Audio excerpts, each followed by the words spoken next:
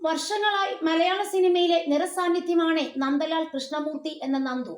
ഏതു വേഷം ലഭിച്ചാലും അത് വളരെ തന്മയത്തോടെ അഭിനയിക്കുകയാണ് അദ്ദേഹത്തിന്റെ പ്രത്യേകതയാണ്. പൃഥ്വിരാജ് സംവിധാനം ചെയ്ത ലൂസിഫറിലും രണ്ടാം ഭാഗം എമ്പുരാനിലും നന്ദു വളരെ ശ്രദ്ധേയമായ വേഷം കൈകാര്യം ചെയ്തിരുന്നു. ഇപ്പോൾ നന്ദു തന്റെ പഴയകാല സിനിമാ ജീവിതത്തിൽ വെളിപ്പെടുത്തുകയാണ് ഒരു പ്രധാനപ്പെട്ട കാര്യം. അതായത് ഒരു ദിവസം ഒരു സിനിമയുടെ ഷൂട്ടിംഗ് ലൊക്കേഷനിലേക്ക് പോകുമ്പോഴുണ്ടായ പേടിപ്പെടുത്തുന്ന അനുഭവം അദ്ദേഹം പങ്കുവച്ചിട്ടുമുണ്ട്. ബംഗളൂരിലെ ലൊക്കേഷനിലേക്ക് പോകുന്നതിനിടെ വഴിതെറ്റി കാട്ടുകൊള്ളക്കാരൻ വീരപ്പന്റെ ഗ്രാമത്തിലെത്തിയതും അവിടെ നിന്ന് രക്ഷപ്പെട്ട സംഭവത്തെക്കുറിച്ചുമാണ് നന്ദു തുറന്നു പറയുന്നത്. നന്ദുവിന്റെ വാക്കുകൾ ഇങ്ങനെയാണ്: അഹം എന്ന ചിത്രത്തിന്റെ ബാംഗ്ലൂർ ഷെഡ്യൂളിലേക്ക് തിരുവനന്തപുരത്ത് നിന്ന് പോകുകയായിരുന്നു. അസിസ്റ്റന്റ് ഡയറക്ടറായിട്ട് ഞാനുണ്ട്, കോന്നിയൂർ ദാസേട്ടനുണ്ട്, നടൻ രാജീവ് രംഗനും ആ ചിത്രത്തിൽ അസിസ്റ്റന്റ് ഡയറക്ടറായിട്ട് വർക്ക് ചെയ്യുകയാണ്.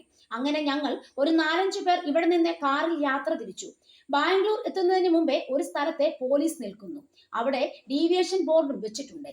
ചോദിച്ചപ്പോൾ മരം മുറിഞ്ഞ് വീണിട്ടുണ്ടെന്ന് വഴിമാറി പോകണമെന്നും പറഞ്ഞു. വേറൊരു റോഡിൽ കയറി തിരിഞ്ഞു പോയാൽ ഈ ഹൈവേയിലേക്ക് കയറാമെന്ന് പോലീസുകാരൻ പറഞ്ഞു. ഒരു ലോറി ഞങ്ങളുടെ മുന്നിലൂടെ പോകുന്നുണ്ട്.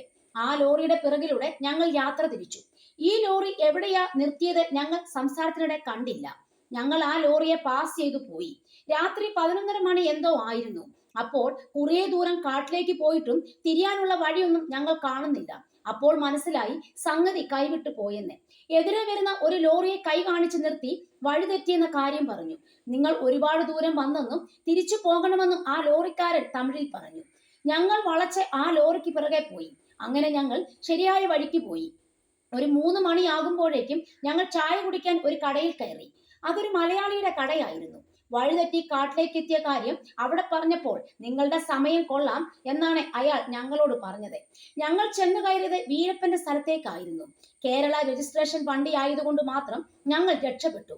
തമിഴ്നാട് കർണാടക രജിസ്ട്രേഷൻ വണ്ടിയാണെങ്കിൽ നിങ്ങൾക്ക് ഇടിയും തന്നെ ചിലപ്പോൾ വെടിവെച്ച് കൊന്നേനെ എന്നും അയാൾ ഞങ്ങളോട് പറഞ്ഞു. ആ സമയത്തെ കാറിനകത്തെ പോലീസ് റെയ്ഡൊക്കെ നടത്താറുണ്ടായിരുന്നു. കേരളത്തിലെ ആൾക്കാരും അങ്ങോട്ടൊന്നും പോയിട്ടില്ല. വഴിതെറ്റിപ്പോയത് വീരപ്പന്റെ സ്ഥലത്തേക്കാണ്. അത് കേട്ടപ്പോൾ ശരിക്കും പേടിച്ചുപോയി. വീരപ്പന്റെ ഗ്രാമത്തിലേക്കുള്ള വഴിയിലാണ് ഞങ്ങൾ ചെന്ന് കയറി കൊടുത്തതെന്നും